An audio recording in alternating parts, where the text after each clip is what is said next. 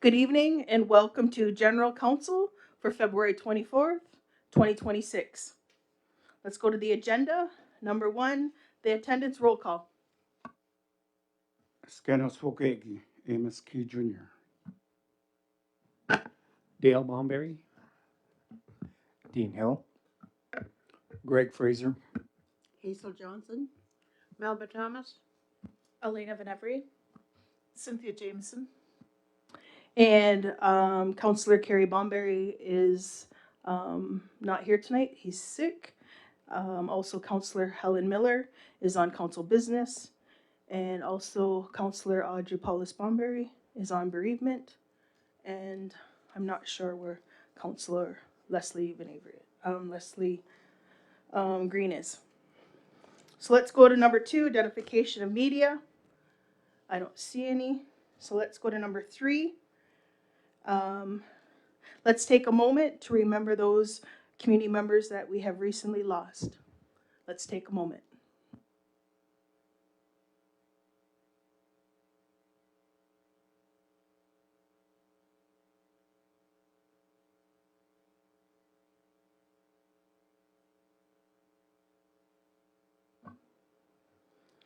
Thank you. Any additions or deletions to the agenda? If not, can I have a mover? Moved by Melba, second by Greg. All in favor? Anybody opposed? See none? Carried. Adoption of the General Council minutes of February 10th, 2026. Is there a mover to accept the minutes?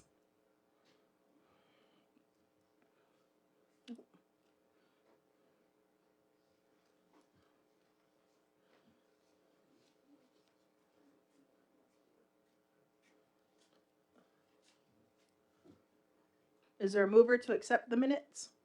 Moved by Hazel, seconder.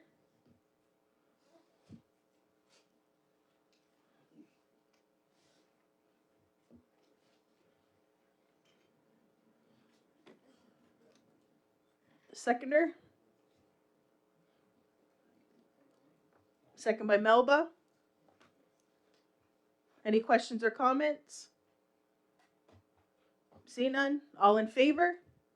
Anybody opposed? See none? Carried. Let's go to number 6, our delegations. Rachel Venevri and Zach Miller from the Data Analytics and Insights.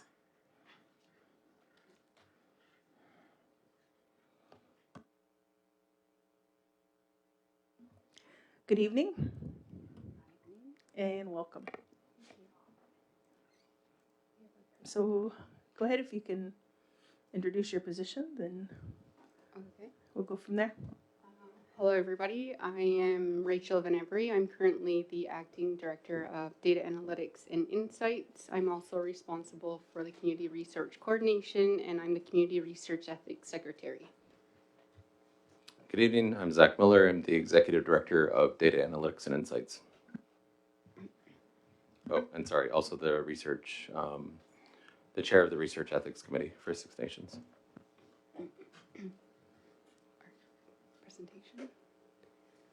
All right, so thank you, Chief and Council and Community, for joining us for this quarterly update from the Research Ethics Committee. The Research Ethics Policy was adopted in 2024 under the Department of DA&I to ensure that all research involving our community is conducted ethically in compliance with the OCAP principles, the Tri-Council Policy Statement 2, and in alignment with our community priorities and governance policies. Next slide, please. So the members of the Research Ethics Committee include Zach, the Research Ethics Chair, myself, Sarah Curley-Smith, who is the Senior Manager of Environment. We have Dr. Michelle Bomberry, who's a community representative, Justine Bomberry-Henhock, who represents the Six Nations of the Grand River Post-Secondary Education Office.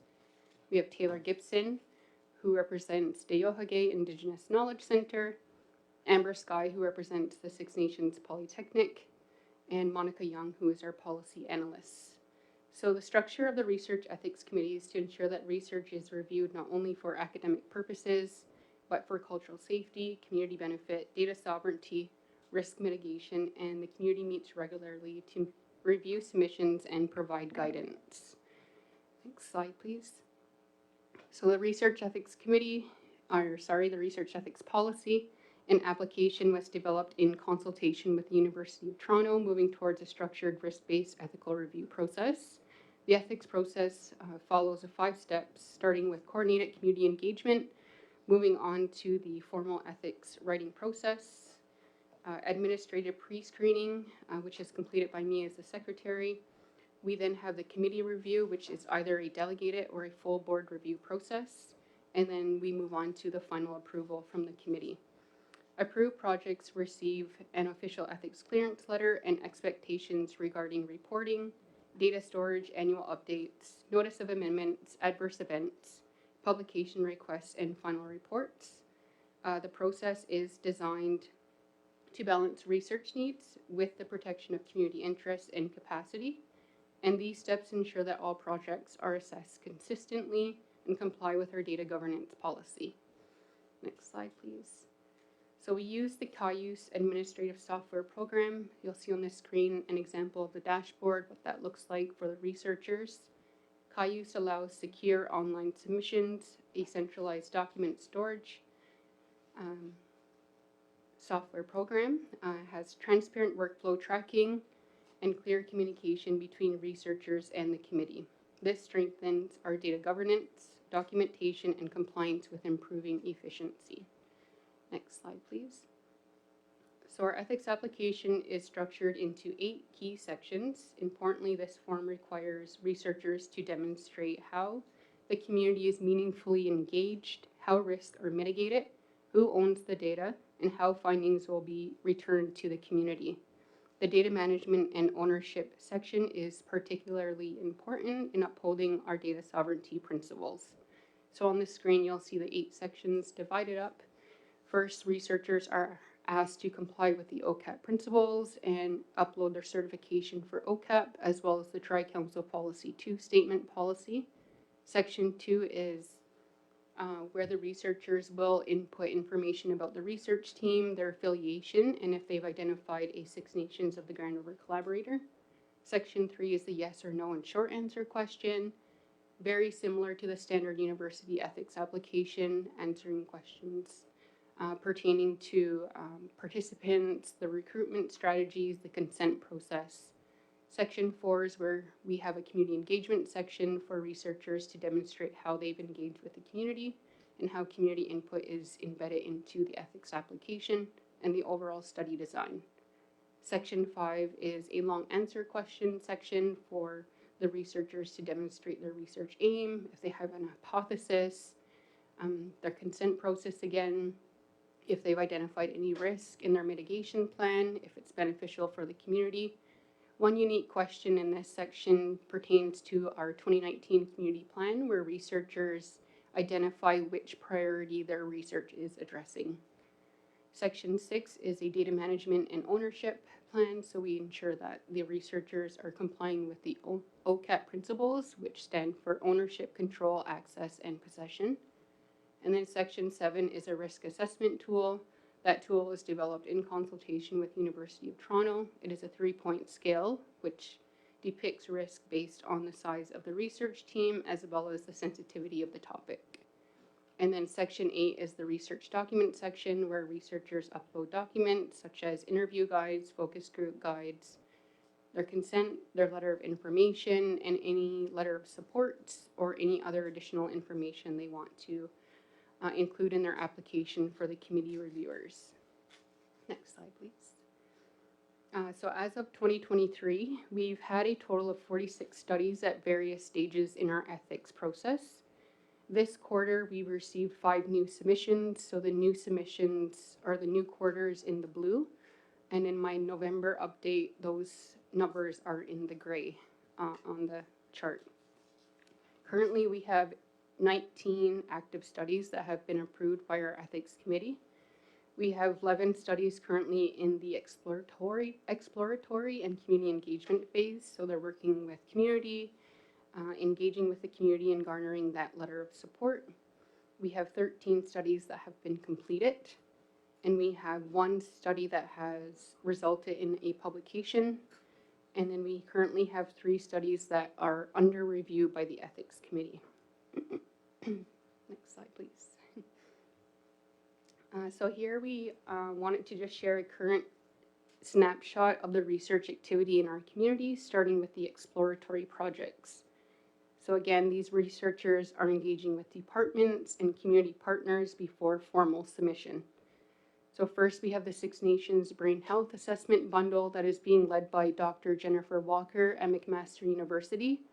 This project is being conducted in partnership with the Department of Wellbeing. I believe we have Alyssa Smith and Jackie Paulus, who is our Senior Manager of Population Health, involved in this project.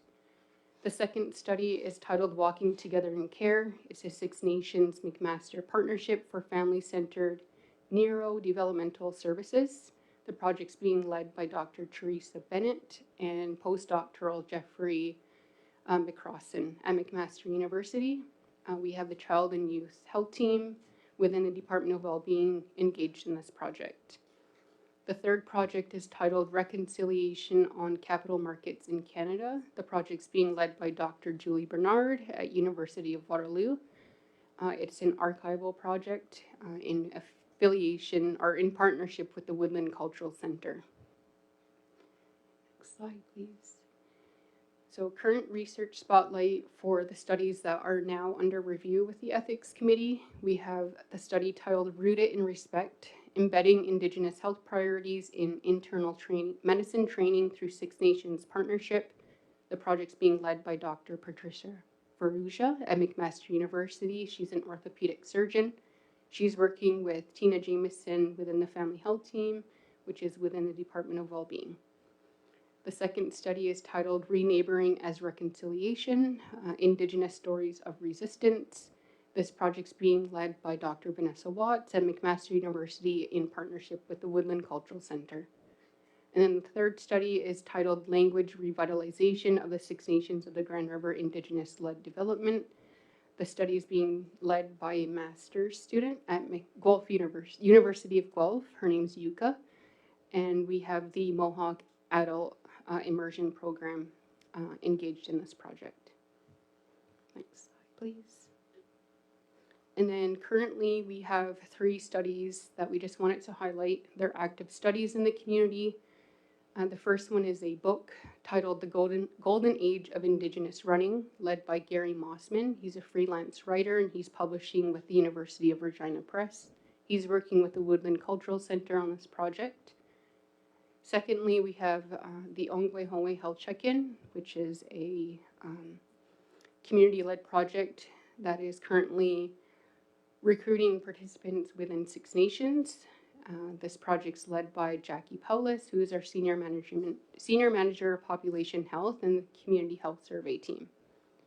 And then the third project is titled Indigenous Labor Market Initiative. This was recently approved for ethics.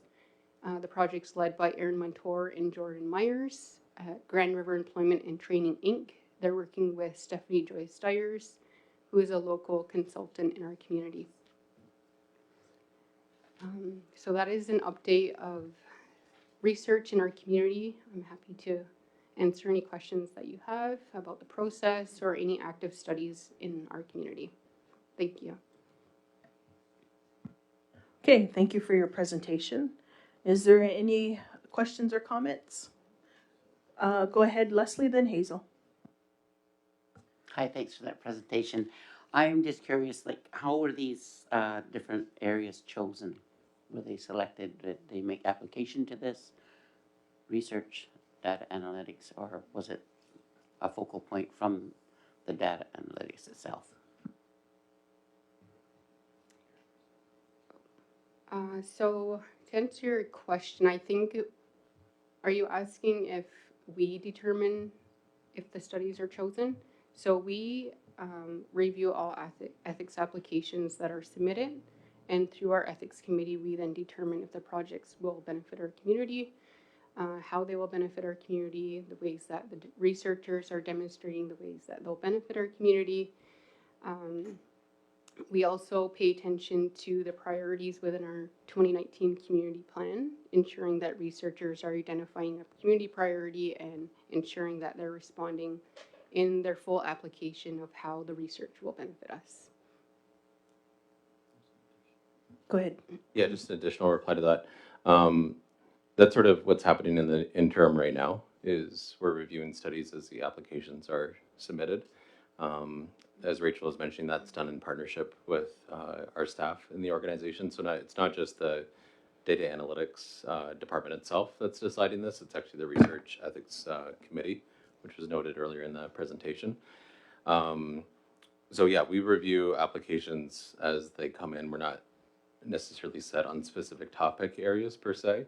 However, our long-term plan would be to work with community to develop a research strategy for the community. So what does community actually want to see in terms of research in the future so that we can be more selective in that space and really be more in the driver's seat in terms of what type of research actually happens in community. With the new process we've created, that's helped a lot in terms of better filtering studies that are coming through now into community, but the long-term plan would be to really hear what does community want in terms of the studies that are taking place and ensuring that we're almost the ones as community initiating these studies rather than the researchers coming to us with their ideas. Okay, go ahead, Hazel. And mine's not really a question, it's maybe like a suggestion. Have you ever considered researching all of the information through the family health on all of the specialists who come there? I know they come in from St. Joe's. I'm not really sure where they all come from. But just to clarify what I'm saying, I guess, is the fact that for a year, when you're looking for a diagnosis and you go to so many tests and you don't know what's the matter still after you walk out of one office into another. And then finally you land on a profession called a gerontologist. And then you have the, what's the other one called? Internist, I guess. So it kind of, if that was written, it would help people who are in those same predicaments of looking for answers and you can't find them. And it's a path that kind of opened up for us. And finally, after a year, you feel like, oh my God, finally we're starting to find what was just, nobody else could put their finger on it. It's just a suggestion, or I don't know what you want to do with that, but I think it would be good for the community to have information like that. Yep, go ahead. Yeah, just a brief comment to that. Yeah, I mean, in a general sense, we know in terms of our population health data for the community that a number of our community members deal with not just chronic diseases or multiple chronic diseases like comorbidities, but they're dealing with multiple upon multiple sort of things. So it accounts then for very complex situations for the practitioners then to assess, etc. So we haven't, in our current sort of data bank of research studies that we don't have any current studies that are focused on that exact topic, but it's definitely something that could be explored in the future. Like I said, right now we're sort of on the receiving end of academics and researchers that come to us just because a lot of our staff just don't have the space yet to be able to be doing their own research initiated from the front lines, et cetera. We'd love to be able to build capacity in that space in the future, but just at this current point, I mean, we're trying to meet with the daily demands as they come at this point. So, but no, it's a great idea and definitely something that we could consider in the future. Yeah, Yep. I'm sorry. Oh, follow up? Go ahead. Yeah, I think it would be something great for the community because, you know, nobody knows what you're going to have to be subjected to. And when there's already documentation that'll help you, with whatever you're going through. I think that's a great asset. It would be a great asset for the community. So I'm not mentioning names, I'm just kind of telling you my story. Thank you. Go ahead, Helen. Okay, this is good, but it's not meeting my needs.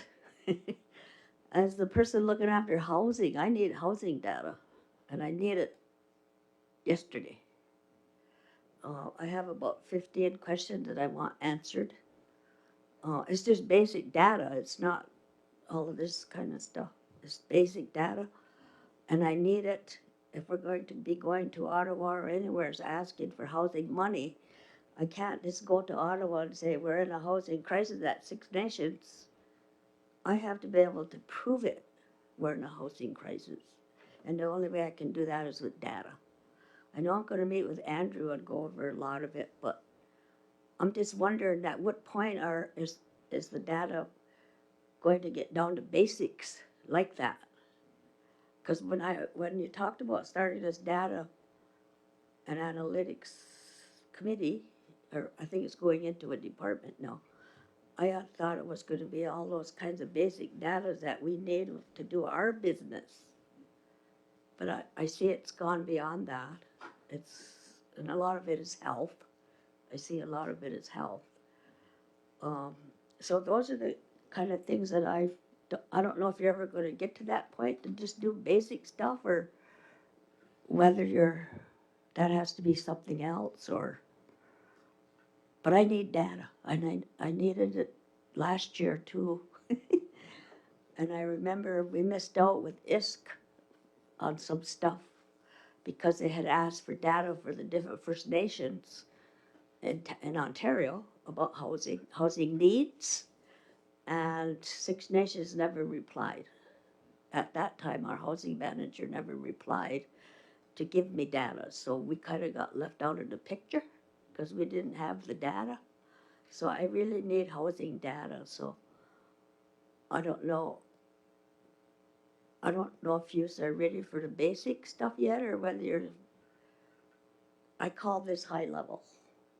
To me, it's high level because I'm not a data and analytic person, but I call it high level data, what you're doing right now. But are you ever going to get down to the basics? Yep, go ahead. Yeah, no, it's helpful to know that because we haven't received a formal request from you on data requests. I know for the housing data, there is if you look in the front of your seat there's a little QR code on your desk. So if you have any data requests for us, you can actually scan that with your phone, and then it'll send you to a form where you can fill out a form for the department, and then we can send data back to you that way. So we do have housing data, we just need to know what it is you're actually looking for, and we don't know that until the request is submitted. In terms of the building of the department itself, that has been a very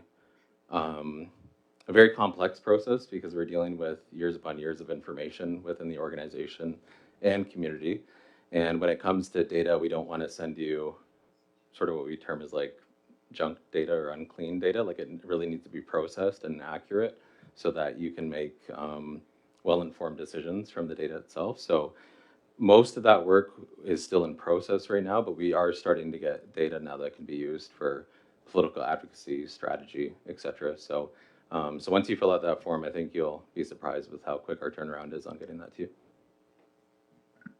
So again, counselors, there's that barcode in front of you for those requests.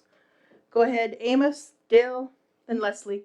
Okay, thank you. Thank you guys for the report.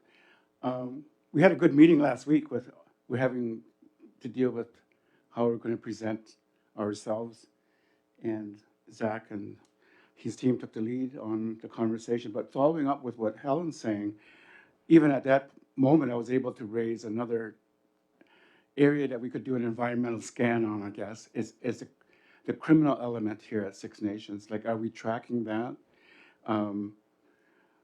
I don't know how many are on Facebook, but there are a lot of comments about the GLADU reports and how it's used. The fact that the courts are allowing criminal elements to be returned back to the community, and some of them are second and third offenses. So how are we tracking that for the safety of our community our seniors, our young people, like, are we tracking how many of those are returned back into the community? So that's the kind of conversation we had just last week, following up with Helen, who was talking about getting other data. So I think that's really great. I think if we can do that. I'm just concerned with, and I mentioned it a couple of times here, like our frontline workers in the social and health area, like how many of those people are that our staff are facing are second and third offenders, because they carry with them a different psychology when they come, and some of those who've had spent time in jail come back home with a jailhouse culture, they call it in research. So I think we've got to be careful with some of that, and we've got to start doing that long-term research about our own people. And that's the kind of conversations we have at the data meeting, and I'm really appreciative of that. But my other question to Zach, are we tracking those who are going after their dissertations for a PhD? Do we treat them differently? And do we track that? Because some of this research will be published somewhere. Do we track that as well? Which of these are going to be published in a journal, or just this question? I just remember just asking it just now tonight. Yep, go ahead. Yeah, so we get requests from all sorts of researchers, whether they're university, master's students, undergraduate, PhDs, professors in academia, et cetera. In terms of dissertations specifically, we aren't specifically tracking that, I would say, but we can easily track that because we know sort of the content of why they're doing the research itself. So I just don't think we've looked at that number specifically, but it's something that we could easily pull if we needed to. I know in terms of the historical data, some of it's challenging in terms of retrieving back the data. I would say almost anything prior to the 2000s, 2010s even, because some of these individuals have moved on to different institutions, or deleted the information as they've moved on, et cetera. So it makes it really challenging for us when we're trying to get our data back from studies that have been completed historically, when those same expectations weren't set with past researchers to be able to provide that information back to us. So yeah, so, and I think just to sort of jump further on what we were talking about earlier with Councillor Miller, is the research data, we're trying to, with the data department, really paint a fulsome picture on the data side of things of what is the Six Nations community. So whether it's our service data through our departments, or whether it's population health data through various data sources that we get for that, or whether it's our research data, so what are the studies that are happening. So when we're looking, say, at housing data, we would pull data from the department itself. We would look at provincial and federal data related to that.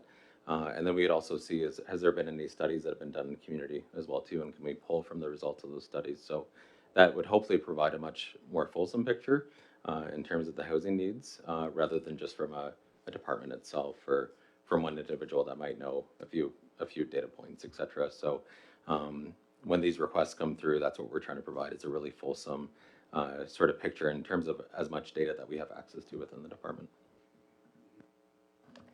Okay, Dale? Thanks, Zach, Rachel, for your presentation. A couple questions. One is in relation to, like, I guess more of a percentage, like the number of applications that come in and the ones that are refused or not allowed, and just, I guess, how it's communicated and how do they respond to being denied access. And once you answer that one, I'll ask you the other question.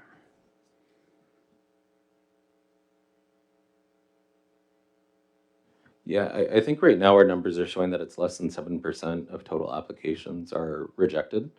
I would say a majority of those that are rejected are compliant with it. They don't continue on with the research itself. As we mentioned, I think it was in our last quarterly update, we had talked about how we have now established communication pathways and relationships with the research ethic boards at the various universities in the province. And what that allows for us is, if a researcher is coming in with whether it's grant money or approval by their university's research ethics board, all those REBs now require community consultation and community approval in order for research to happen in community. And if we don't grant that, they have to go back to that research ethics board and let them know. And if they don't, we'll notify them. And we notify them anyways, sort of thing. So it really holds researchers now to account. So they can't just come here if they're coming on behalf of a university, et cetera, to do research without us being approved. So we've created that sort of accountability mechanism now to really limit those kind of situations from happening. But yeah, I would say very, very limited of people who've tried to sort of even push past our research ethics committee. My other question, and it has to do with your, some wording within your, to be approved by council for as information, and I guess my question more on, you want to present it to the community, I'm just wondering, because I know you did a very high level here, and I know there's probably a lot of detail, but I just wondering like, what, volume of community members would go to that, to a meeting? I'm just looking at the value of your time and to present, because I think the people that this is focused at are people who are like universities and, you know, going after their masters or PhD. So, and I know it, I don't know if it needs to be laid out step by step by step, and I don't know if that's how, when they make the application, by following your little icon there, the, you know, so that they know what steps they gotta do, and that's what, that's probably what I'm getting at. If you present it to the community, I'm just wondering what response you're gonna get in relation to the community people, because I know you're looking at, people who are in university with masters or searching or PhD, whatever, so I'm just wondering, I'm just looking at the value of, for you guys to be presenting to the community in relation to what, who's gonna come and attend. Yeah, well, I would say we have an incredibly, and I know you're not saying this, but we have an incredibly intelligent community from what I've heard. I forget what study it was specifically. I think it might have been at the University of Waterloo. But there was a study that was done on Six Nations that showed that we actually have the highest per capita PhDs and masters within the country that come out of Six Nations. So a very well-educated population here in community. I would say the information we're sharing isn't just for the academics or those that have gone through graduate school, et cetera, but it's, our hope is that it's for all community members to really be aware of what is the studies that are happening here. So when you're recruited by one of these individuals, you have prior awareness of it. I mean, the challenge is even despite us sending information out through multiple channels, not everyone hears about it still. Even when it's in the newspapers or on the radio, et cetera, there's still people who miss information that goes out, right? So our main method right now is through these quarterly updates. At this point, we aren't planning sort of a community event on its own, but that's something we could potentially consider. I would say our main goal in all of this is to really be transparent about what are the studies that are under review, that are being approved by the committee. So again, community has awareness of what kind of research is happening here. Follow up? Yeah, and that's what I think would be valuable, is maybe like a little executive summary of the research, so that at least the community can pick it up and say, oh, this is happening, and here's the detail, and I mean, just one page, half a page, whatever, for executive summary. I think that would be valuable to the community, so they know what's going on, because you never know who's knocking on your door or stuff like that, so. Leslie? I have two questions as well.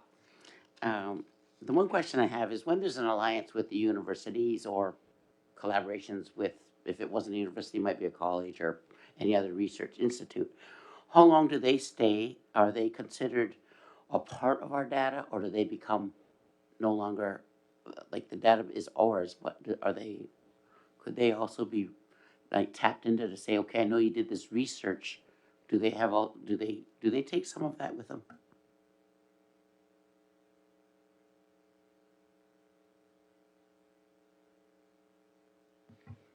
Well, I think in terms of students who are university, college students, they take their work with them in the form of a degree, a diploma. The process that we've implemented is we ensure that the data is coming back to our community. So prior to them submitting like their dissertation for final approval from their university or college, we have a publication request form now that they're required to provide us a copy with their completed items, and we provide that approval. We collect that information, we store it in our central repository, and that's our process for ensuring that we're compliant with data sovereignty. So yeah, I don't know if I'm answering your question, but I feel like there's a dual process and reciprocity in that, that both students who are working and doing research with our community are benefiting, but so are we in this new process.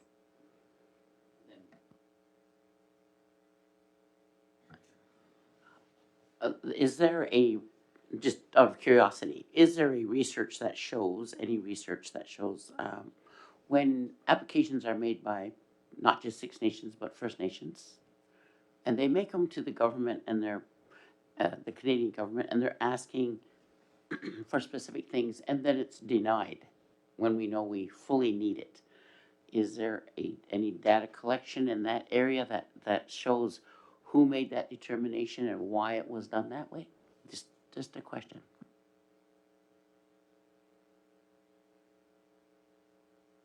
No, I wouldn't say locally we have that information or research that's been done. Yeah, sort of the short answer to that one. Okay, so the last one is Greg, and then we're going to wrap it up, and then you can go on your next presentation. You have 6. Yeah, just quickly, because it's very difficult sometimes when research is not completed, right, to track that. But I know you have, and you're working towards a high percentage of return of that data to us, right? So the goal would be moving forward. I know from the 70s you may not be able to retrieve some of that. I think moving forward, as soon as I guess the inception of the data committee and governance committee, I think that it would be good now moving forward that we'll be able to track that percentage-wise, right? Rather than relying on and having research from the 70s that you will not ever be able to retain or retrieve, rather. So I think that would be good moving forward. And I do, to Helen's point, I do appreciate the data that we get when we have the political meetings. The data is very helpful for us to make sure that whatever entity, whatever institution, whatever government agency we are dealing with, that they do understand us and that they know our situation and the comparables as compared to Canada and Ontario. So thank you for that. Okay, so recommendation 6.1, moved by Amos Key, second by Greg Fraser, that the Data Governance Committee recommends, whereas the Six Nations Research Ethics Policy was approved by the Six Nations of the Grand River Elected Council through resolution number GC 58/03/26/2024, and they came in effect on March 6, 2024. Whereas Six Nations Research Ethics Policy establishes the Six Nations Research Ethics Committee as the authorized body to review, approve, monitor, suspend, terminate, or reject research conducted on Six Nations of the Grand River Territory for the protection of the Six Nations people, lands, knowledge, and culture. Whereas Six Nations Research Ethics Policy requires the Six Nations of the Grand River Research Ethics Committee to provide quarterly updates to Chief and Council on research occurring in the community. Therefore, it be resolved that the Data Governance Committee recommends to the Six Nations of the Grand River 59th Elected Council to accept the presentation from the Six Nations Research Ethics Committee as information and to be presented to the community at a public meeting. So it's been moved and seconded. All in favor? Anybody opposed? See none. Carried. So let's go to 6.2.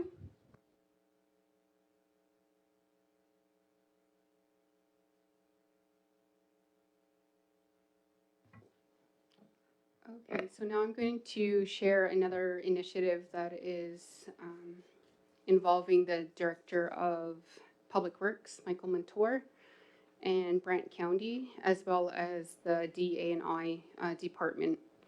Do you want to share the presentation, please? So in December 2024, the County of Brant reached out to the Director of Public Works, Michael Montour, to introduce a project that was being initiated along the Grand River. The project pertains to an installation of an electronic river level monitoring gauge. Next slide, please. And so these are slides that we've been provided through Brant County, the Director of Roads. So they've identified that the Grand River has a need for enhanced monitoring. Currently, the closest river flow gauges that are installed are located in Grand River in Galt and Ninth River in Canning. They've recently installed 3 new river gauges in Brant County, and we've been invited to also install this river gauge on the Chiefswood Bridge. They noted that the 2 rivers intersect in Paris, and much of the downtown is in the flood plain. So they wanted to expand the monitoring system to include our community. And the Brant County is working with Michael Mentor to ensure that we have access to the gauge installation process as well as the app that allows for monitoring. And our department will be working with Brant County as well to have a dashboard developed for our internal departments. We will be granting access to Michael Mentor as well as Michael Seth, who's here today, so that they can have real-time data updates on the Grand River water levels. Next slide, please. So in their slides, they shared that this opportunity provides more timely river level data. It allows for responders to have a better understanding of their flood risk and evolving situations. There's a remote monitoring and automatic river level notification that they've developed to complement the staff's physical monitoring in flood-prone areas. Next slide, please. So the device that they want to install is a Vega Pulse Air family. It is a very non-technical, very easy installation process. It does not cost our community to install this. It will be in kind and installed by Brant County. There will be no road delays for this installation, and they're currently working on a installation kit specific for our Chiefswood Bridge.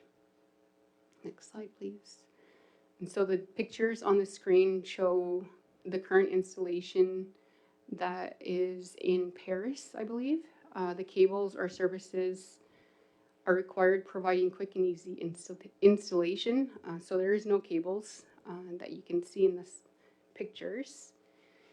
Generally, the maintenance for this gauge is very low maintenance. It is a radar technology. There's no photography or videography involved.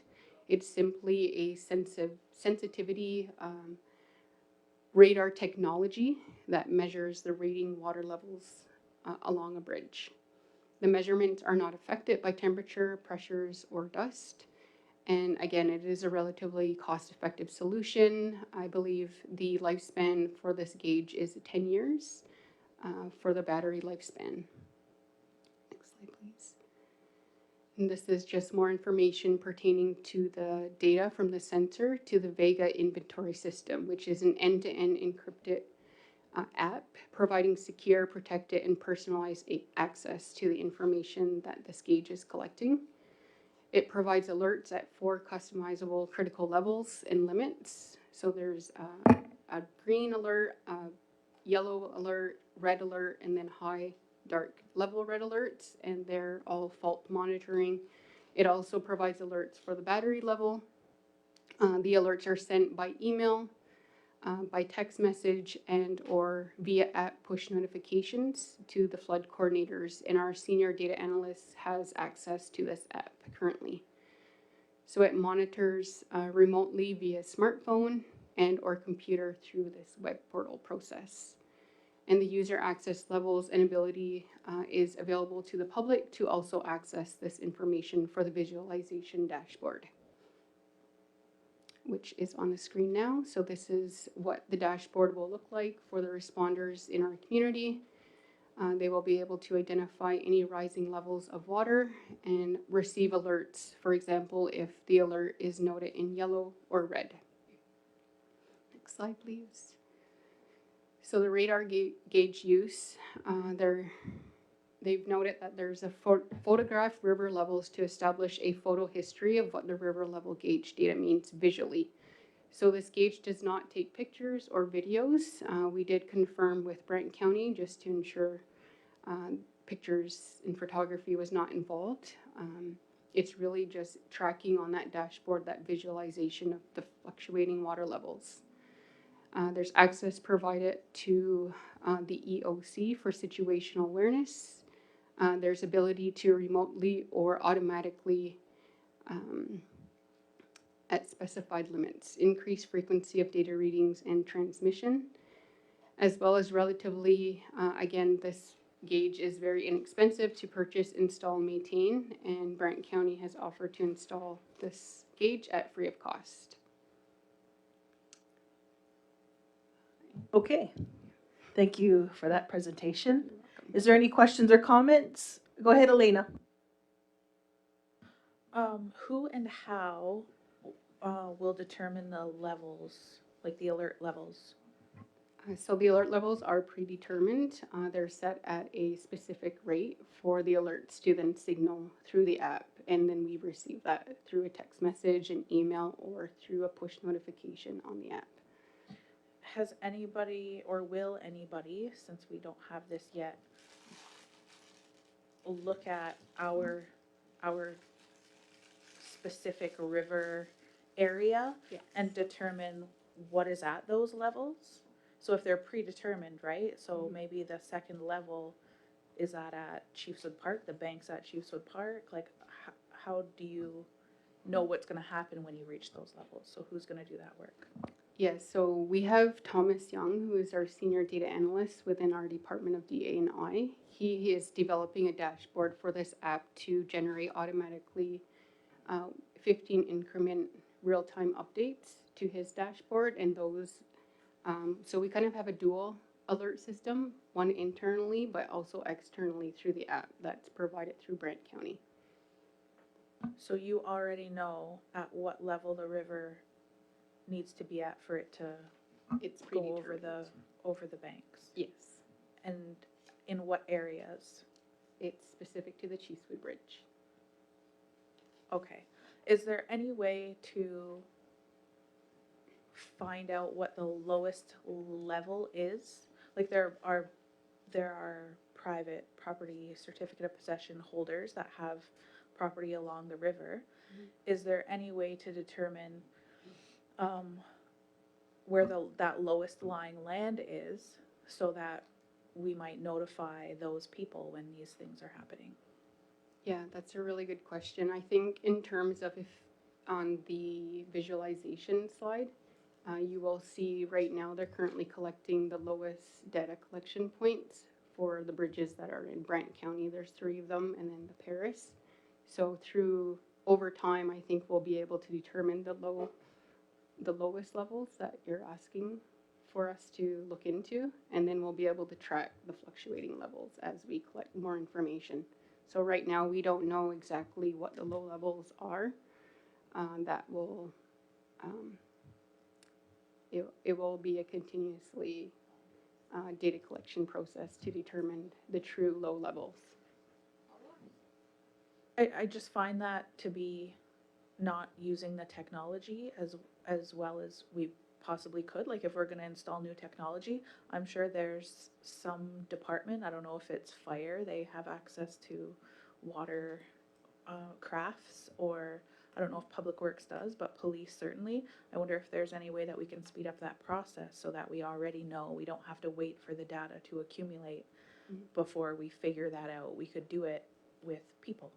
Yeah, I think Michael Seth would be able to help answer this question because he currently has access to the GRCA database, which he would be able to answer. But right now, this is a new opportunity that Michael Mentor has expressed his interest in and would like it to be stalled so that we could also monitor the the infrastructure of the Cheesewood Bridge as well. Okay, go ahead, Mike.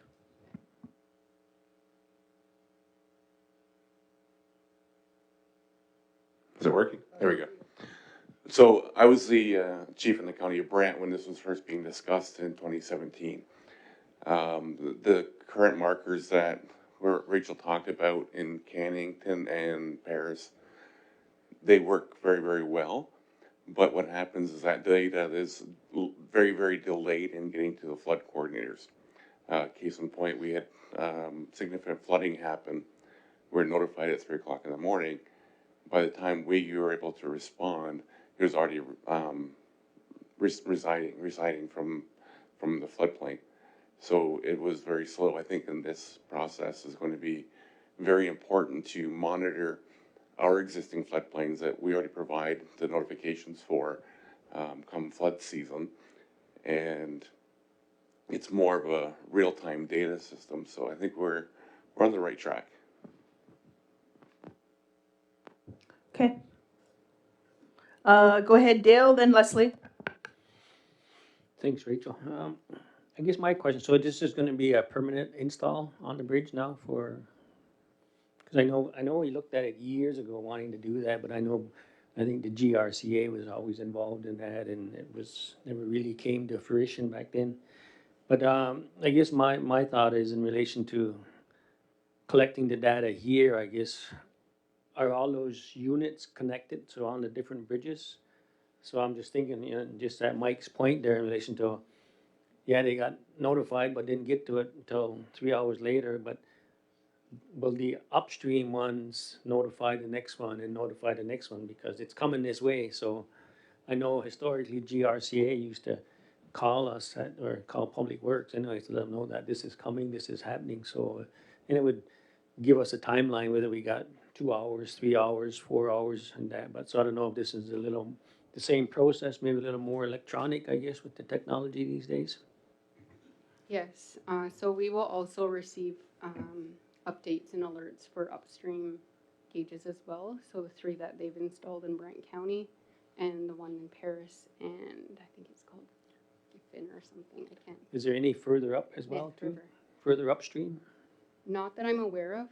This is the information they shared with me. I mean, I think that would be beneficial. You think it'd be beneficial for Brant County?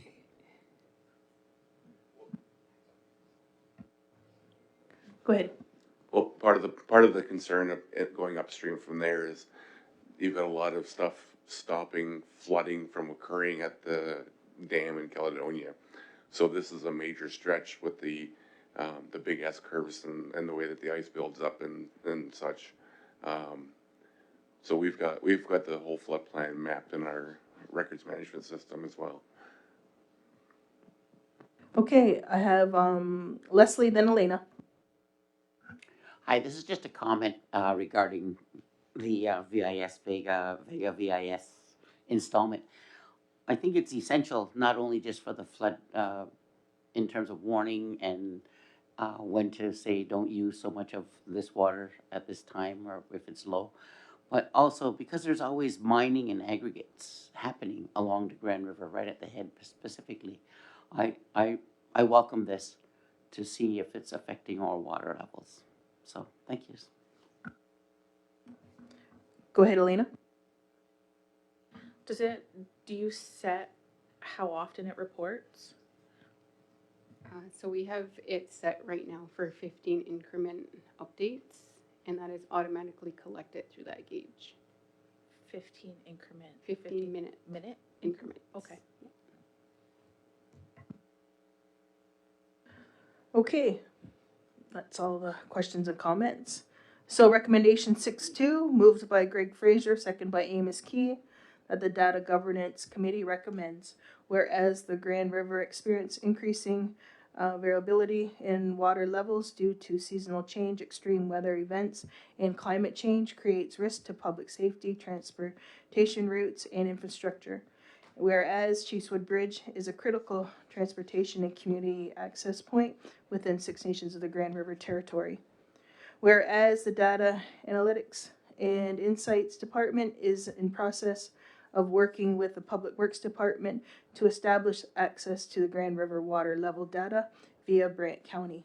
Therefore, it be resolved that the Data Governance Committee recommends to the Six Nations of the Grand River 59th Elected Council to accept the presentation from the Acting Director of Data Analytics and Insights on behalf of the Six Nations Public Works as information.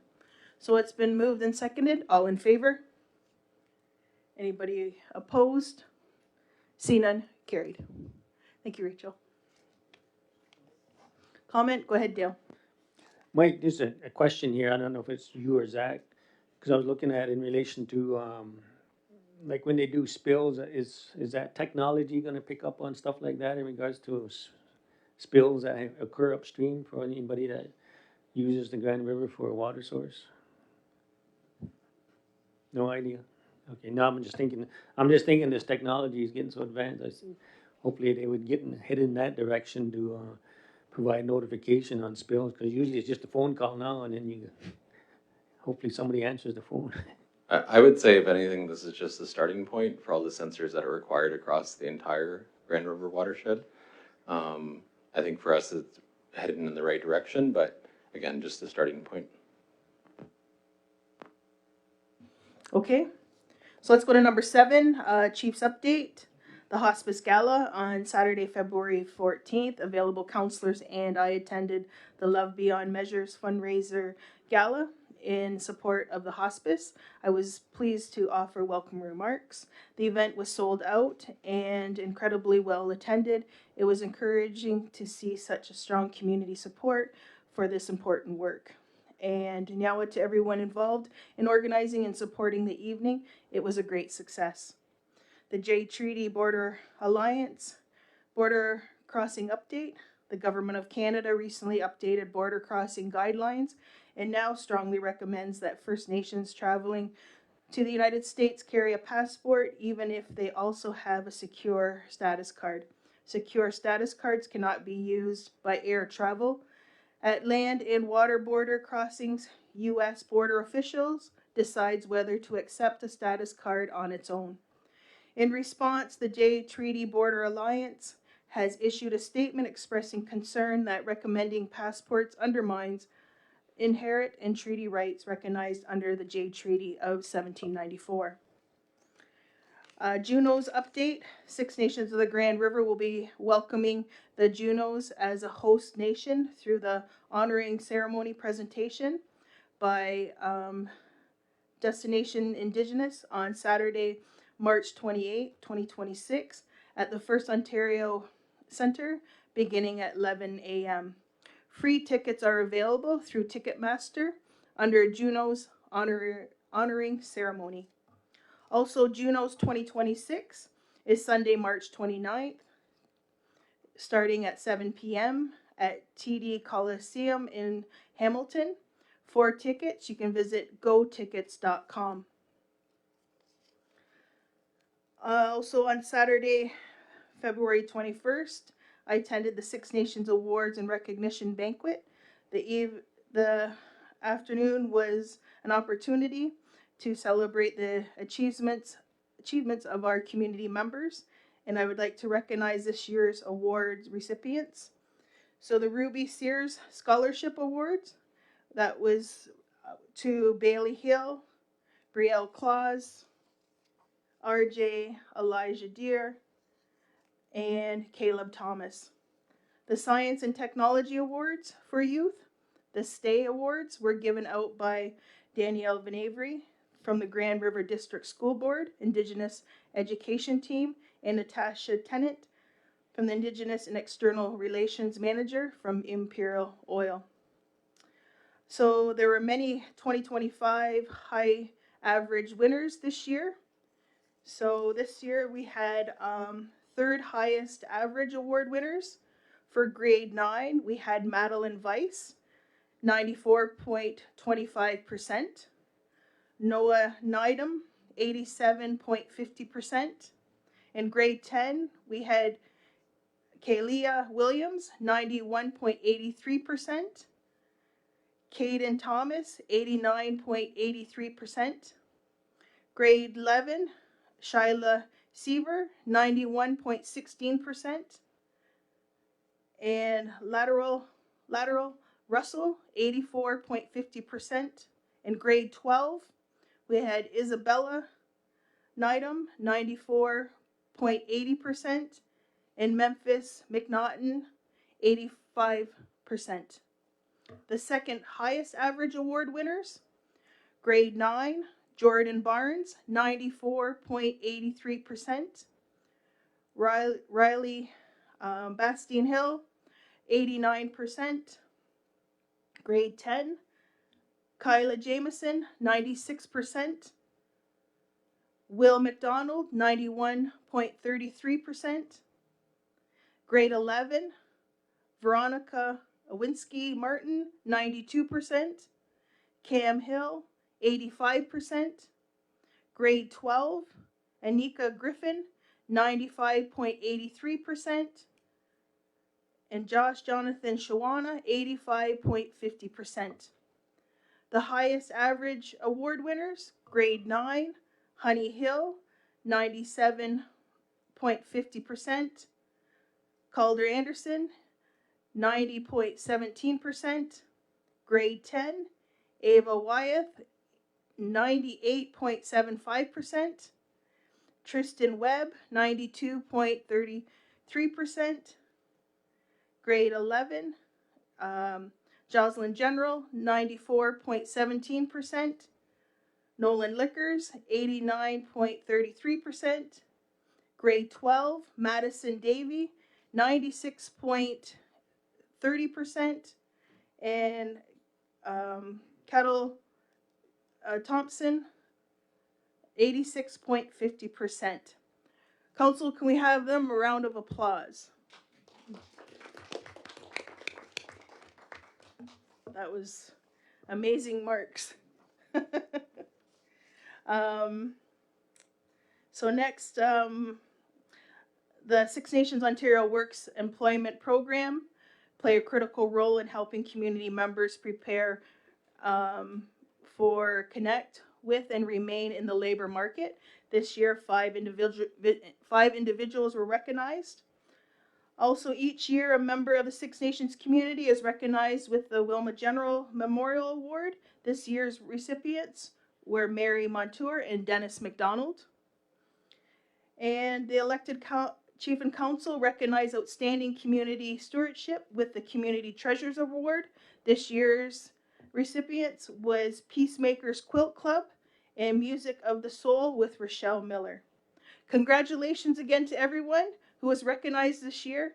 Your recognition is well deserved. So again, council, let's give them another round of applause for everybody. Can I have a mover to accept my update? Moved by Amos, second by Greg. All in favor? Anybody opposed? See none? Carried. Yep, go ahead. With regard to the one matter that you brought up about the border crossing, I'm just wondering, it seems like a whole new system is being required for you to go across the border. Is it feasible for us to think about bringing someone here where the people can come and get the secure status cards right on location and also the passports? Go ahead, Deb. So we do have a meeting scheduled for Friday with some of our departments, and we will be looking at releasing updated information to the community. One of the ideas that we do have is about bringing somebody into the community to help with people getting their secure status cards, because we recognize the challenge people have with getting to the Brantford office. So that is coming up. Okay, let's go to number 8. Commissioners for taking affidavits. Go ahead, Claire. Can you hear me? Yep. Go ahead, Claire. Me? Yep. Perfect. Good evening, Council. So this should be quite brief. There's been a regulation change by the Government of Ontario, so it's something that I wanted to bring to your attention. So there's a BN and supporting documents in Dropbox, but I will start with a high-level overview of that BN. So Ontario Regulation 38612, which is titled Commissioners and Other Persons who may take affidavits, has been amended and effective on March 1st, 2026. This will designate First Nation chiefs and council members as commissioners for taking affidavits by virtue of office. So this authority applies automatically. It doesn't require an application, appointment, or approval process. The designation would remain in effect for the duration of an individual's elected term. The amendments also include provisions respecting First Nation police officers under the Community Safety and Policing Act. However, it is understood that this would not apply to the Six Nations Police.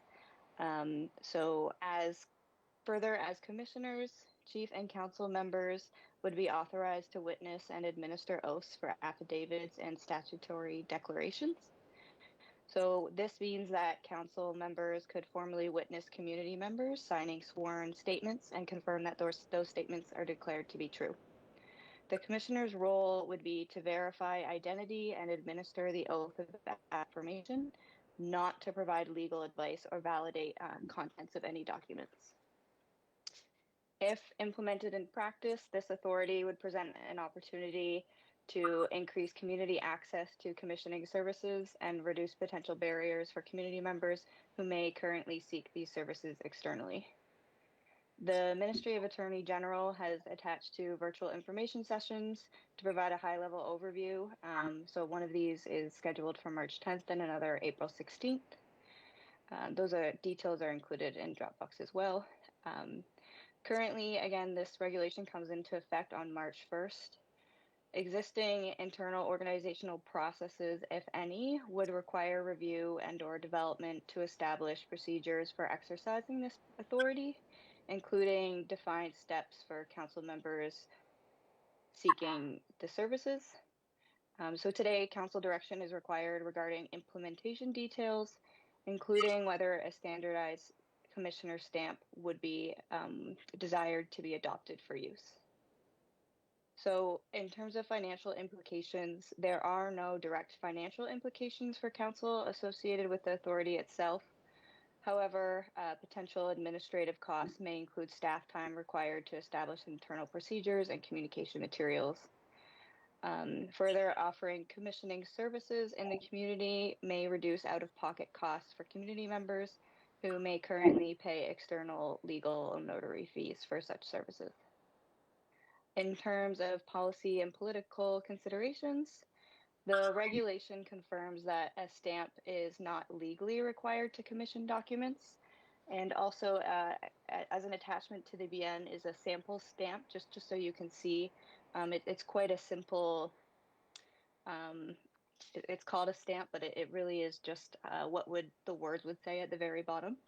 So, like I said, that stamp is not legally required in order to commission the documents. However, the Ministry of the Attorney General does suggest using a stamp could support verification and reduce the likelihood of documents being questioned, especially when documents are being relied upon in court. The stamp itself do not require ministry approval and can be produced locally by council if adopted. Exercising this authority could represent a practical enhancement of governance capacity and aligning with efforts to improve access to essential administrative services within the community. And that is essentially the high-level overview leading to the recommendation. And I'm not sure if there may be any questions. Yeah, thanks, Claire. Go ahead, Helen. Then I have Cynthia, then Elaine. Yeah, this is what I was talking to myself about. I guess my question is, why are we relying on Ontario to give us a stamp? We should be developing our own stamp. Six Nations stamp. We don't need Ontario.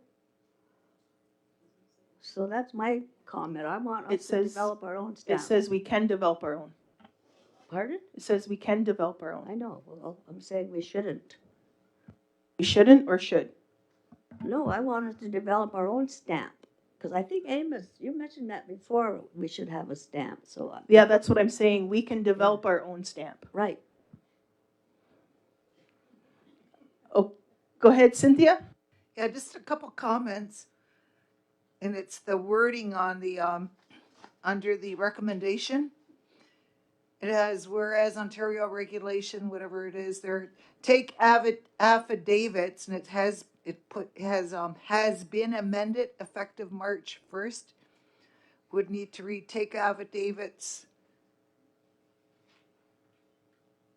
It would be, will be amended.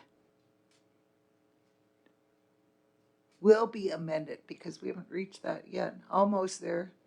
And similarly, under that third, whereas the Ministry of the Attorney General has scheduled.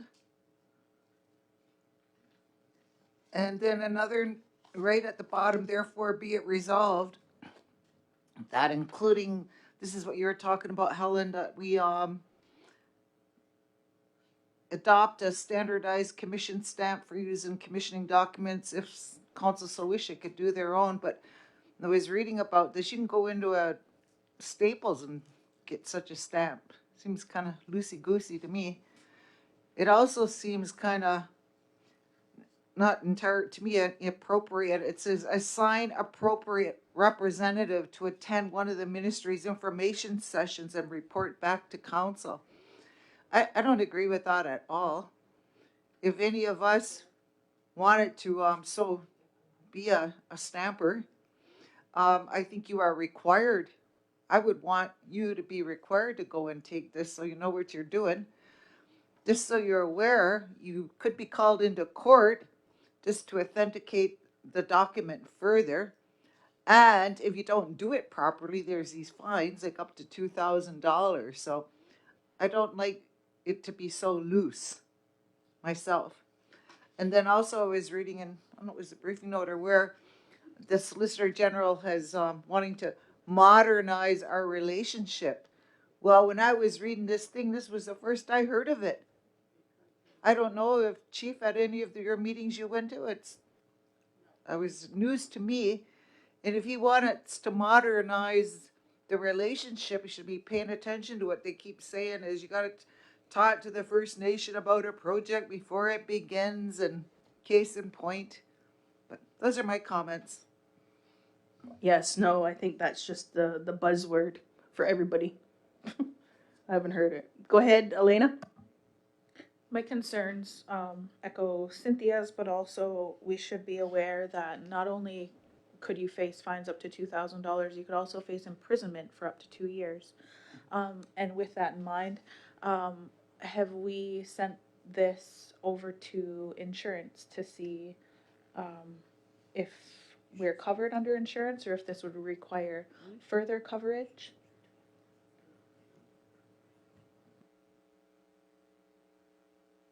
Yeah, we can do that for sure, and it probably would need more.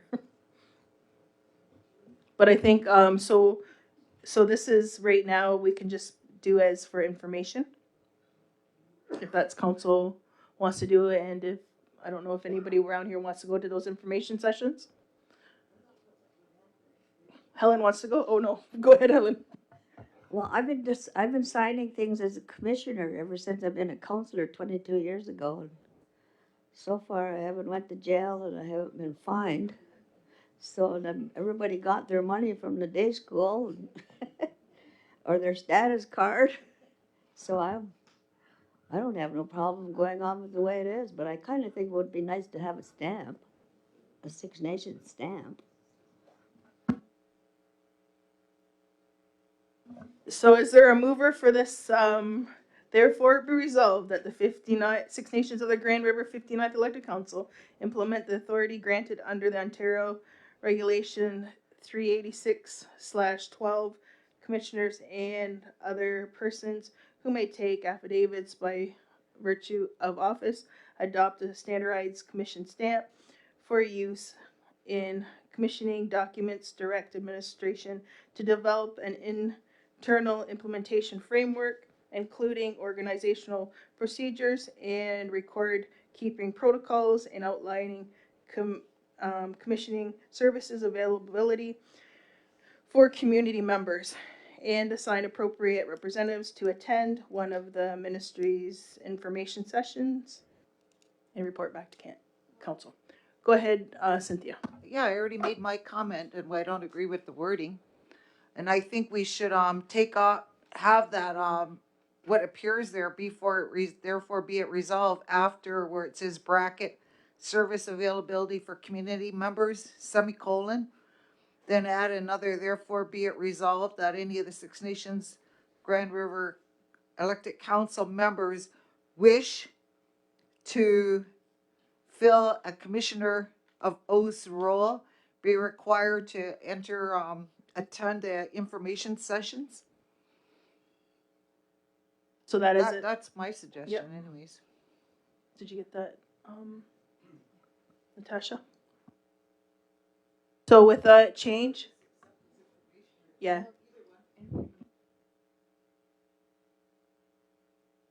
Because we're going to do is information. Go ahead, Dale.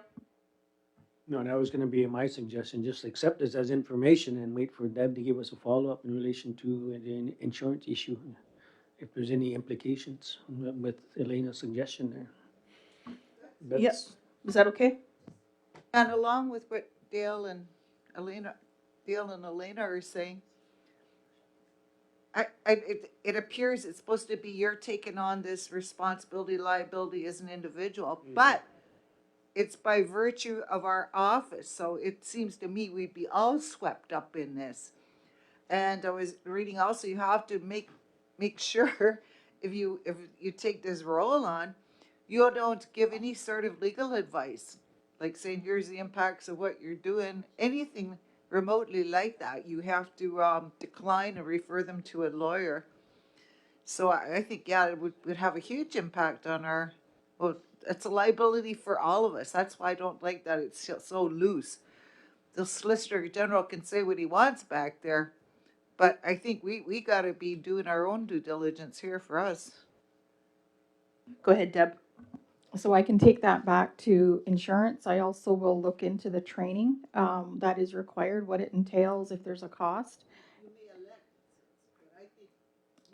Use your mic. Said you could choose to, but I'm saying we, if we decide to do this, should make it a requirement. I don't want Elena there spouting out who knows what legal advice, and then we're all held accountable over what she said. Okay, so I'll do both insurance and also look at the training, and I'll bring it back to the March 10th meeting. Okay. Okay, so can I have a mover just accept his information for tonight? Moved by Cynthia, second by Elena. All in favor? Anybody opposed? See none, carried. Let's go to number 9, recommendation from Community Committee.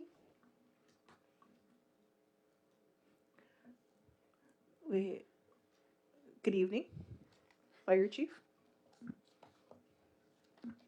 There we go. How is everybody tonight?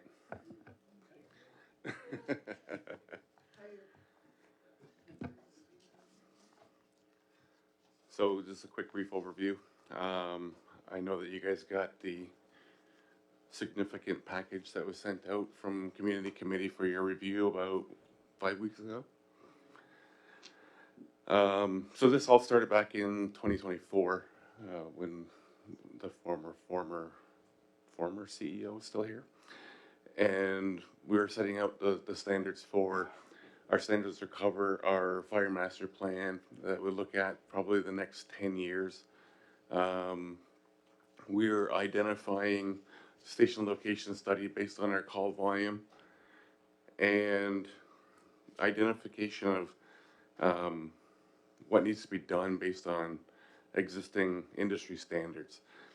So through that process, we have these reports that have come forward. I've reviewed them quite intensively over the last few months and brought it to the Community Committee, and now we're having the discussion here. So I'm here to just address any questions, concerns, and comments that may have come out of this review, and with the hopes that council will pass it so that I can start building it for our political position paper to be presented to council in the coming weeks. with the intent to hopefully secure sustainable funding for our department. Okay, so this was moved by Dale and seconded by Carrie. Carrie's not here tonight. Is there someone else that would like to move this? Leslie? Yeah. So, says, so whereas Emergency Management Group has conducted a comprehensive review of the community risk department structure and other attributes that will provide guidance to the current and future operation and administration of the Six Nations Fire and Emergency Services. And whereas Emergency Management Group have offered numerous recommendations for service provision and service improvement that will provide improved fire and life safety to residents and visitors of Six Nations of the Grand River. So therefore be it resolved that the Six Nations of the Grand River 59th Elected Council approve and accept the annual reports as submitted. Therefore be resolved that the Six Nations of the Grand River Elected Council permits these documents to be published publicly, shared with stakeholders, and or used for ongoing political advocacy. Therefore be resolved that annual review of recommendations be completed during the submission of an annual report from the fire chief. So that's the resolution. Is there any questions or comments? I see none. Is there any questions or comments? No? Do you have one? Thank you for your service. Do you have one, Elena? Go ahead. I'm just wondering if there are any financial obligations that are, any specific financial obligations. Fantastic question. There's no actual financial obligations on behalf of council. What this is generating is recommendations when budget time comes forward to say we're trying to meet this, and whether or not it's something that's able for council to achieve based on what's going on currently, or what is happening in the future if we're able to secure sustainable funding. So all of that will come into, the decision making will come into play based on that. So if we're able to achieve everything that's outlined in this, in the 66 recommendations over the next 10 years, you're looking at, I've got numbers here, our operating budget somewhere in the range of about $10 million if we staff all the positions that it's recommending going forward in the next year after year after year in the progression, and roughly about, I want to say, $18 million for infrastructure upgrades over, again, the next 10 years. So all of that stuff is, you're not committing to any of this stuff at this point. What you're committing to is a mechanism to evaluate the progression of the fire service based on industry standards and the recommendations provided. Follow up? I don't want you to think that I don't support you there, Mike, but I couldn't get into my Dropbox until just before the meeting, so I have not had time to read through all of the documents that you provided. So for that reason, like, I would prefer if we could just accept as information because of that reason, but I'll abstain from the recommendation. Okay, so it's been moved and seconded. All in favor? Anybody opposed? Any abstain? One. Carried. Okay. Thank you. Have a Thank good you. night. Let's go to number 10. Letter of support. Six Nations of the Grand River 59th Elected Council provide a letter of support dated February 17, 2026 to accompany the Mohawk Village Memorial Parks grant application requesting funding to the Ontario Trillium Foundation, safe and accessible pathways, and that Chief Sherry Lynn Hill be authorized to sign. Yep, go ahead, Amos. I'll also move.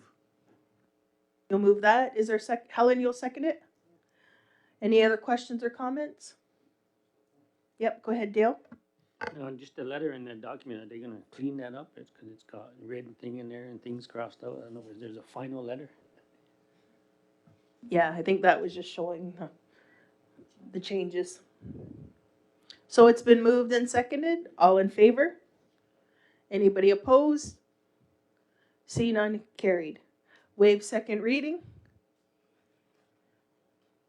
Moved by Amos, second by Helen. All in favor? Anybody opposed? See none, carried. Let's go to number 11. I think she has some. So, yeah. Thank you. Oh,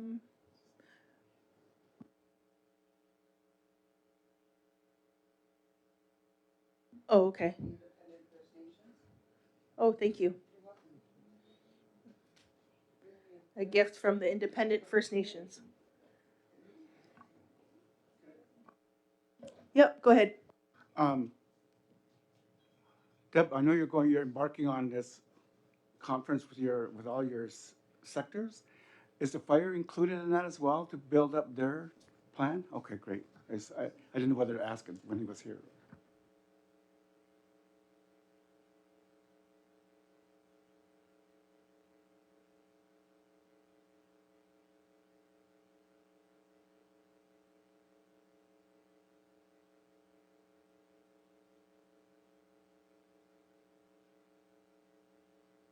Thank you, Diane. You're welcome. Yep. Yeah. Yeah. Use them in good health. There's a couple of typos. Okay. I see Audrey's not here.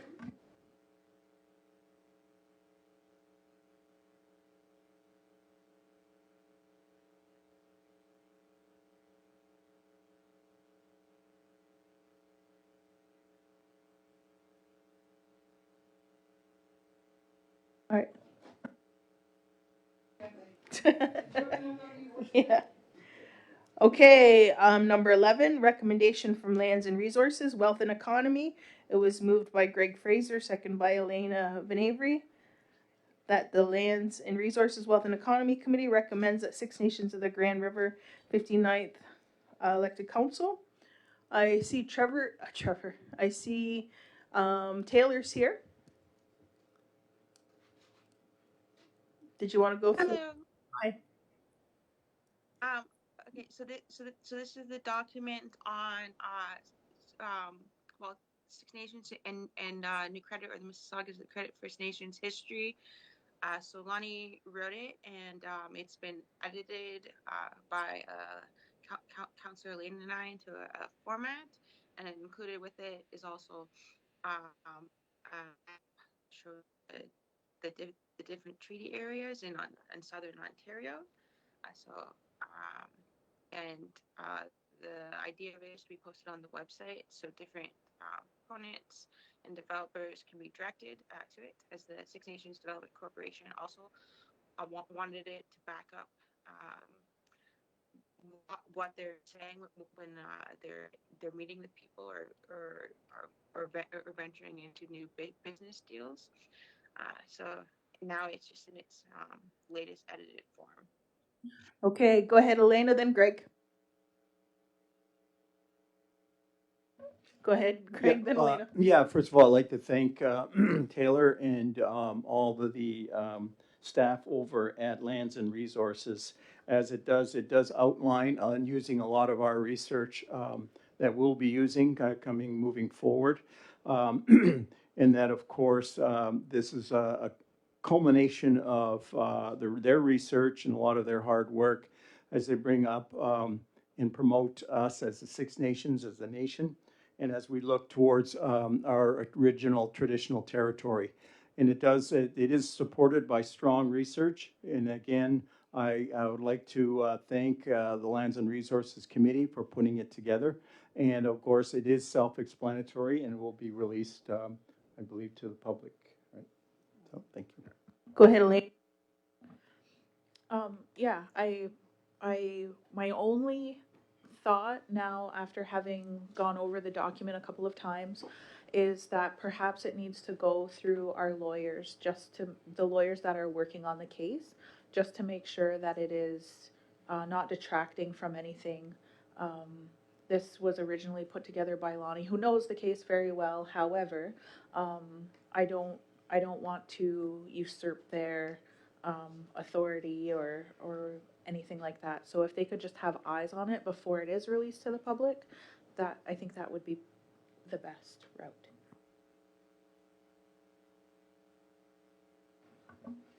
Okay, so therefore be resolved that the Lands and Resource, Wealth and Economy Committee recommends that Six Nations of the Grand River 59th elected council approve the Six Nations of the Grand River and the Mississaugas of the Credit First Nations history document and map provide to share with proponents and post it on Six Nations .ca website.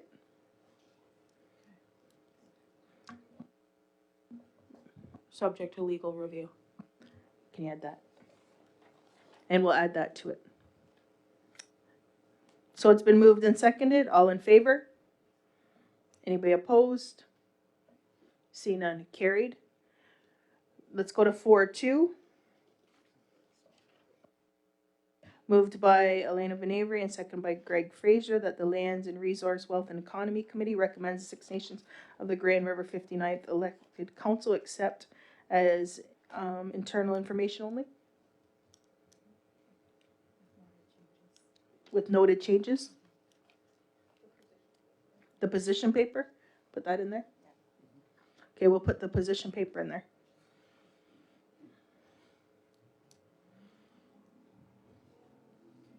All in favor? Anybody opposed? See none. Carried. Okay, let's go to number 12, updates from committees. The Community Committee meeting date was Wednesday, February 11th, 2026. Thank you, Chief. One of the major updates was the report that was given by Fire Chief Mike Seth, so that was already presented to the community. The other things that we were discussing were the sound system at the community hall. Right now, the sound paneling is being put up regarding the acoustics, and it should be coming to council for final cost, I guess, within early next quarter. The last thing was, another thing that will be coming to council as well is the way rental fees budget. So we can go ahead and continue to fund any community organizations or individuals who would like to rent out the community hall fees and come to council for those fees waived. So they're also coming forward with that in 2027 fiscal. As of right now, that's pretty much everything, Chief. All right, can I have a mover to accept Dean's update? Moved by Hazel, second by Melba. All in favor? Anybody opposed? See none. Carried. Let's go to number 2, Built Environment, Climate Adaptation, Lands and Membership Committee. Meeting was Thursday, February 12th, 2026. Go ahead, Dale. Okay. The first one we have is from our Built Environment, which is where Derek Hill supervises that department. And I have a chart here. I don't know if we got it, if it was circulated or not, but I'll just go over the highlights that he has outlined. First project is the hospice. It's a 5-bed hospice. I think funds were allocated in 5.5 million.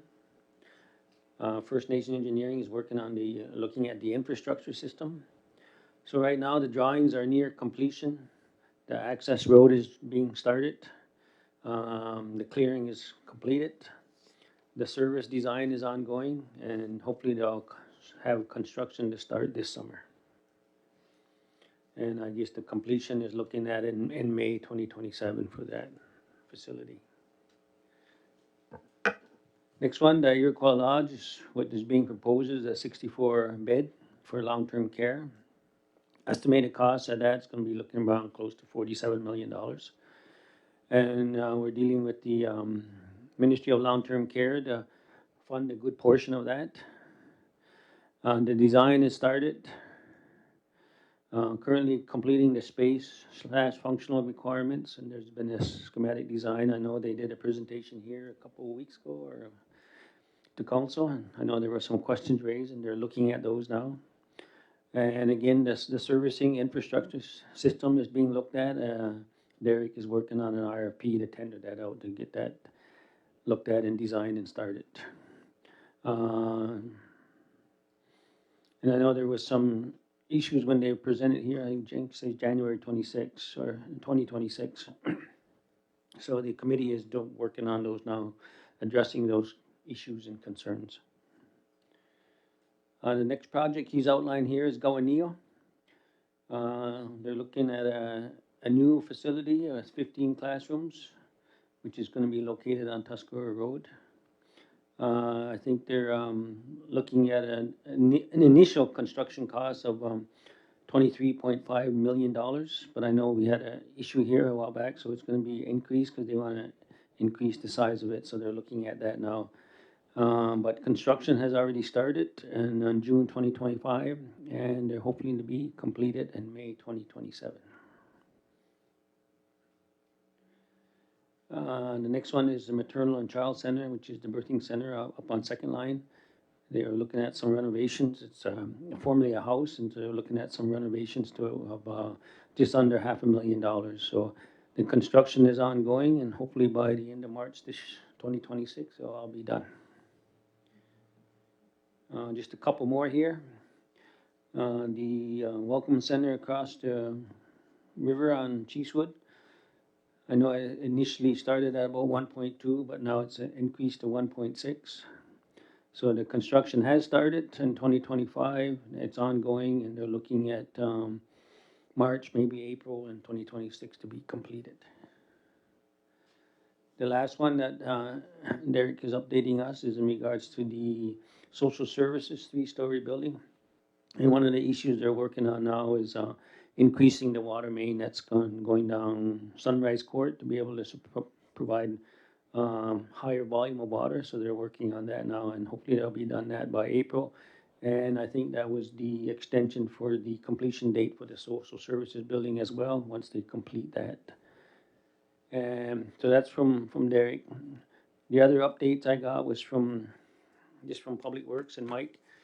And he was very general in the sense that I know it's winter months, so they're doing their due diligence to clear the roads as much as possible and as soon as they can. I know right now they're dealing with a lot of potholes, and it's I don't want to say it's an annual event, but it's something that happens every year with the freezing and thawing, and the road surfaces break up. But if you do have any issues, then you can just call Public Works. But he does has the staff on it, and they're trying to attend to them as soon as they can. And that's pretty well it in regards to update. Some of the other departments, we had some updates, but more internal issues. And the only one is environment is, I guess they're working with the justice still. Hopefully going to have the bylaw done for the importation of fill.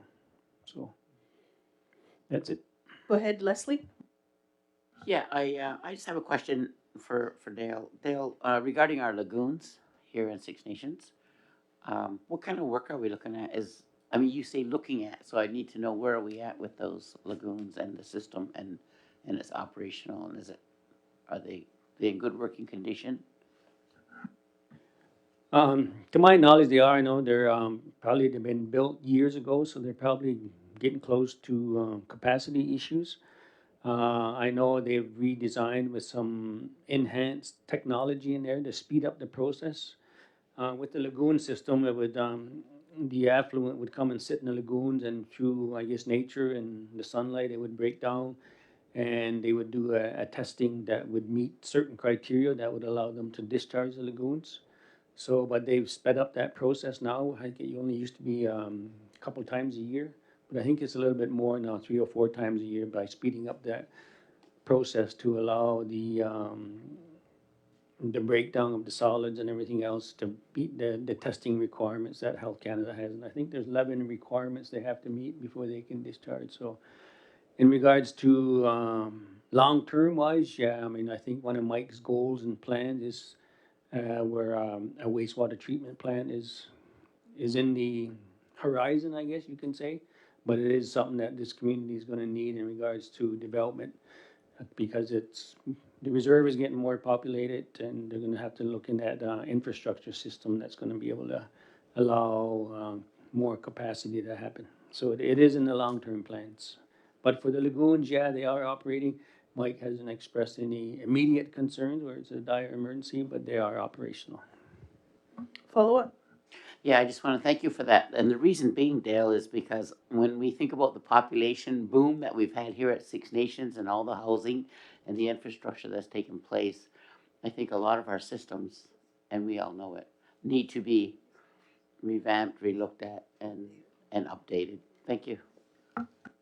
Yeah, and I know Mike's presented to us before, but was it 1 point something billion infrastructure gap we have here on Six Nations? So yeah, it is a big gap that we need to look at through just as we develop and move on to as our society grows. So Go ahead, Amos. Yeah, I just wanted to share with the council that I attended the Gowaneo meeting last month, led by Arnold Jacobs and Ruby and Kale Martin. And everybody was excited because Kale Martin said this is the first project he's ever worked on, that they're under budget and under schedule for Gowaneo. So we had a round of applause for ourselves. So that was good news. The next question I wanted to know, where are we with the law on dumping? Because there's still a lot of dumping going on at Fourth Line. I thought we had given that to Justice to create something. And Go I just ahead. bring it up, Dale, because we're talking about roads again and potholes. Yep, go ahead, Dale. yeah, no, I mean Sarah from our environment, she is working with Justice, and they are developing that now. And I know it's close. As far as I know, we were looking at to have it all developed, finalized, and having some input to legal counsel. And I know Councillor Fraser can add more to this because I know Justice is with under him. But yeah, they are looking to get it done ASAP. And I know they are working with the ministry as well to ensure that the law is going to be recognized in regards to the importation. Yep, So follow up. is it premature then to have them come back and give us a status update, or what do you think, Dale? Go ahead, Greg. Yes, we've been working through the final draft of that. It is in with Tim Bucci presently, and of course it will be brought back. No further consultation is required at this time. So what we'll be doing is the final draft will be brought back directly to council, so that we don't have another step in that, and that should be fairly soon. Go ahead, Deb. Thank you. I just also wanted to add to the response to Leslie, just regarding our infrastructure. We do recognize that with all of the buildings, and you've heard the list that Dale has provided. So Derek Hill and Mike are well aware that, this is added strain on currently outdated systems. So there are studies, feasibility studies and assessments being done, because the plan is that we do have to grow those systems to be able to accommodate all of the extra buildings that are going up as well. So that work is underway. Hazel? Yeah, I was just wondering if there's anything that we could do, maybe as Coleman County, to fix the road as it comes off of the railroad tracks on Fort Line, because you hit a patch there where they didn't pave it, and it's all potholes. And Dale, you said that that's not us, for us to fix that, right? I mean, on Fourth Line where the tracks are, the east side of the track belongs to Haldeman. On the west side belongs to Six Nations. I know that. But there's a section within there, and I forget the measurement, that the railroad is responsible for. So I think I know they did some work over there last summer, and I think they ended their work, is what you see now. So I think in relation to the potholes, I think they're pretty close. I think they're on Six Nations. So yeah, it's something Mike would have to deal with on that part. So, when they just finished the road in the summertime, Mhm. why didn't they just do it right up to the track then, if it's ours? No, there's a measurement in there that, and I'm not sure what it is, whether it's 60 feet, 50 feet, that the railroad is responsible for. I know the tracks are only like 8 feet wide, but there's a measurement beyond that the railroad company is responsible for. But I think the potholes you're referring to are actually on the On Six our Nations, side. on our side, yeah. Okay, can I have a mover to accept Dale's update? Moved by Dean, second by Amos, all in favor? Anybody opposed? See none, carried. Let's go to the Finance Committee, meeting date, Friday, February 13th, 2026. Lena. Thank you. Yeah, so as you mentioned, our meeting was Friday, February 13th. The members of our committee are myself as chair, Dale as co-chair, Cynthia and Amos. And as counselors, we can attend any committee meeting as a non-voting member. We had Greg join us for Friday's meeting. We did receive, as promised, from the last update, I mentioned that we would be seeking information from other First Nations who have entered into the new fiscal relationship grants, and those are the 10-year grants. And so we did have a presentation from a First Nation out in Nova Scotia. It's not an apples to apples comparison because their membership is significantly lower than ours, with about 500. However, they are in their 8th year of being in the new fiscal relationship. So we did have a really good conversation and back and forth about the pros and possible cons of entering into that. I believe that it was overall, their outlook was overall positive on the new fiscal relationship grants. And what we took from it was we will carry on our work to enhance all of our policies and look at how they can be standardized so that we can become an accredited nation, so that we may enter those new fiscal relationship grant agreements, but we may not.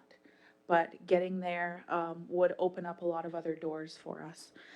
The other thing we talked about was budgets. So as I mentioned in my last update was we were looking at March for seeing budget presentations. I believe we're still looking at March. What we did in committee was we heard from Zach and we went over some options for the way the presentation would be held. So I think we landed on a hybrid model. So that's going to be executive leadership and directors from departments presenting their budget. Our next meeting will be March 13th. Deadline for agenda items will be March 3rd. And if there's any input from the other committee members or questions from council. Go ahead, Amos. I just like, our team was working on, and Jennifer's kind of leading us towards getting us certified as a sort of reputable financial institute. So I really like that conversation that we had. And Jennifer's on board, so I think that really is going to help us position ourselves with wherever we go down the road for trying to get loans for development or whatever. But we need that kind of certification. And what's it called? The First Nations?